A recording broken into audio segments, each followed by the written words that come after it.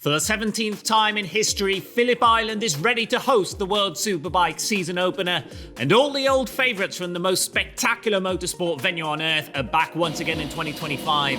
That means blue skies, fast corners, overzealous geese, and pre-season testing. The first day down in PI started with a bang.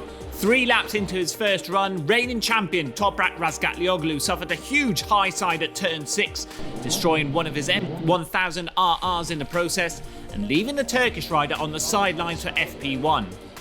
Razgatlioglu was back on track for FP2 and seemed to be feeling no side effects from the crash with P2 overall. But it was yet another worrying chapter in BMW's troubled off-season, one in which they've had to rely more than ever on Michael van der Mark. A nightmare day for World Superbike champions continued with a high-speed crash for Jonathan Rea. The 6-time champion came down at turn 2 at the end of FP1 and sustained multiple fractures in his left foot, which have seen him declared unfit for round 1. The timesheets on Monday were dominated by Nicolo Bulega, and quite comfortably. The Race 1 winner from 2024 set 34 laps in the 129s or lower over FP1 and FP2. By comparison, the rest of the grid combined set a total of 36 laps in the 129s or lower, and many of those in the final time attacks. With a final fastest lap of 128.765, if the Ducati is the bike to beat, the number 11 seems to be the rider to beat.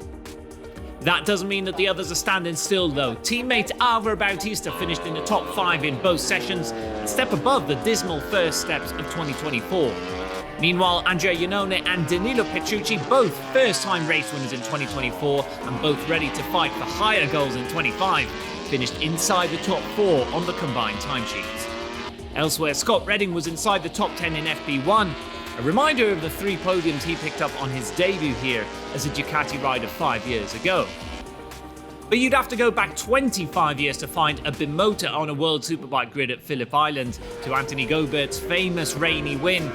That streak will end this weekend, and who knows if the Italian brand's winless streak will end with it.